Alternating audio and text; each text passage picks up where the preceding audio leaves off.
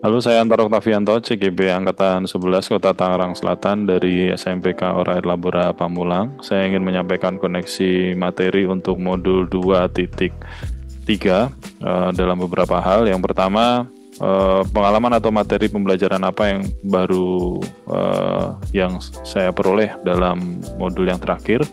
Saya mempelajari mengenai supervisi akademik yang tujuannya untuk mengembangkan kompetensi dari masing-masing dari pendidik di sekolah. Kemudian pendekatan yang dilakukan ada 3 prinsip, yaitu kemitraan, proses kreatif, dan pemaksimalan potensi. Sedangkan kompetensi inti yang harus dimiliki oleh seorang coach itu adalah memiliki kehadiran penuh, kemudian mendengarkan secara aktif, dan mengajukan pertanyaan yang berbobot. Percakapan berbasis coaching ini menggunakan alur tirta dan mendengarkan dengan rasa. Kemudian emosi-emosi yang saya rasakan terkait pengalaman belajar. Yang pertama, saya merasa tertarik atas apa yang dipelajari karena modul ini memberikan perspektif-perspektif baru, juga dengan pengalaman dari fasilitator maupun dari rekan-rekan CGP. Kemudian saya merasa gembira bisa melakukan praktek coaching secara daring maupun secara langsung bersama dengan teman-teman CGP yang lain dalam kolaborasi. Kemudian saya merasa optimis dapat mengaplikasikan ke depannya di dalam entah itu dengan rekan-rekan yang lain ataupun dengan rekan-rekan yang saya pimpin. Kemudian mengenai hal berikutnya yang sudah baik berkaitan dengan keterlibatan diri dalam proses belajar, saya merasa dapat bekerja sama dengan baik dengan rekan-rekan selama melakukan praktek proses coaching, meskipun ada kekurangan di sana sini, tetapi bersama dengan teman-teman saat belajar menggunakan alur tirta ini saling melengkapi, entah itu sebagai coach, sebagai coachee maupun sebagai pengamat atau supervisi. Kemudian yang perlu diperbaiki dengan kaitannya keterlibatan diri dalam proses belajar, yaitu evaluasinya adalah baik dari diri saya ataupun dari masukan dari rekan-rekan, itu agar dapat lebih mengingat-ingat untuk urutannya. Kemudian pertanyaan-pertanyaan yang diajukan kepada coachee itu hendaknya lebih berbobot sehingga dapat memicu, merangsang coachee menemukan solusi atas permasalahan atau atas hal-hal yang disampaikan kepada coach.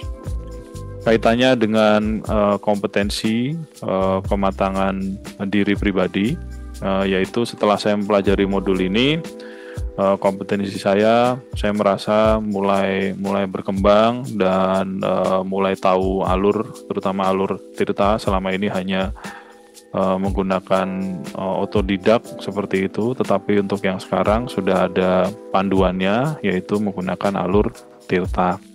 Saat saya mempraktikkan proses coaching, itu saya pikir saya harus mampu mengendalikan diri dari pendapat-pendapat atau asumsi-asumsi pribadi dan emosi yang muncul, sehingga muncul kematangan berpikir dan bertindak agar sesuai prinsip coaching, yaitu kemitraan, proses kreatif, dan pemaksimalan potensi coachee.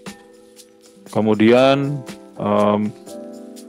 ada muncul pertanyaan mengenai menggali modul ini secara lebih jauh.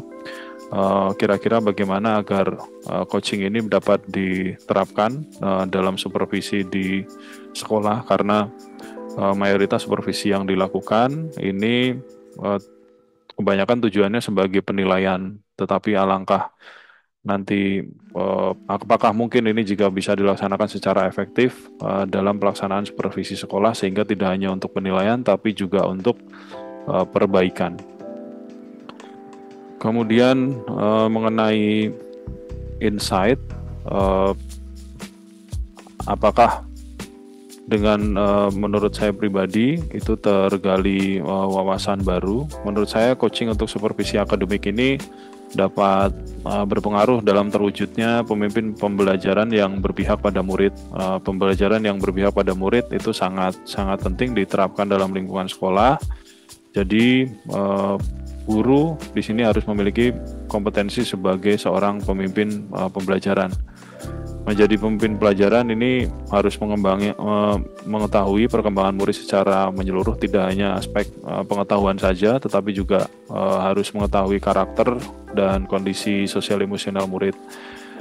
Maka dengan itu tujuan coaching untuk supervisi akademik itu mengembangkan kompetensi guru agar guru dapat meningkatkan kinerja sehingga terwujud. Kalau gurunya bagus berarti nanti pembelajarannya juga bagus, pembelajarannya berpihak pada murid. Tantangan yang dihadapi sesuai dengan konteks asal CGP dari saya maupun dari daerah mungkin. Tantangan terberat adalah membuat teman-teman atau rekan-rekan sejawat ini paham mengenai coaching, karena mayoritas saat ini orientasinya adalah masih orientasi, kalau ada supervisi itu adalah orientasi nilai. Kemudian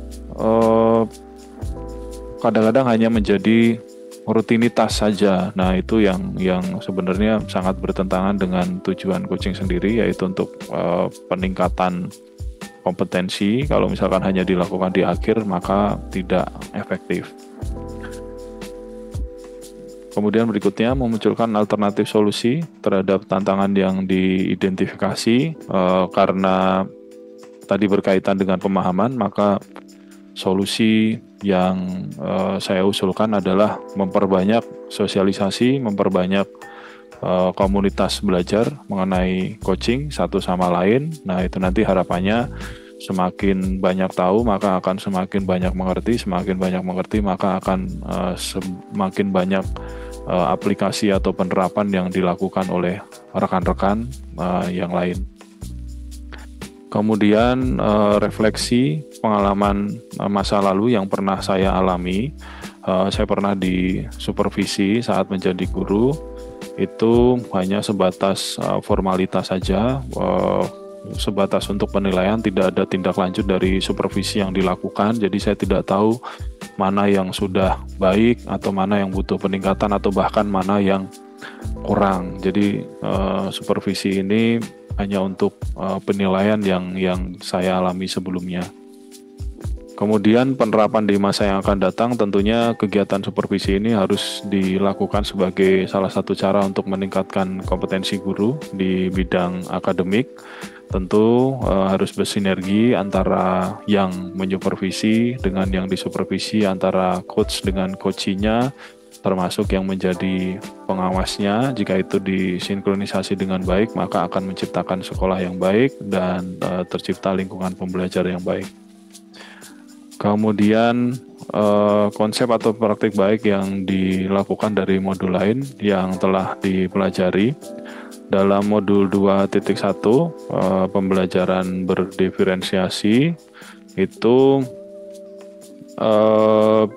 dalam pembelajaran berdiferensiasi murid dikelompokkan berdasarkan kebutuhan belajar agar mereka mampu memaksimalkan potensi yang dimiliki. Begitu juga dengan praktik coaching, ini harusnya juga mampu memaksimalkan potensi coachee.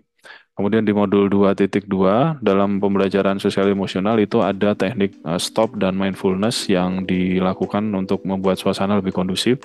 Saat coaching pun seorang coach ini harus bisa fokus dan memberikan kehadiran penuh saat melakukan proses coaching. Informasi yang didapat dari orang atau sumber lain di luar bahan ajar PGP dari rekan-rekan CGP terutama ini memberikan banyak sekali pengalaman-pengalaman yang sangat berguna bagi saya, terutama pengalaman di supervisi yang ternyata mayoritas kami melakukan beberapa unsur tirta dan ternyata dari apa yang sudah kami lakukan itu ada beberapa bagian yang ada dalam tirta tetapi kemudian disempurnakan. Saya pikir itu yang bisa saya sampaikan dalam koneksi antar materi untuk modul 2.3 kali ini. Terima kasih.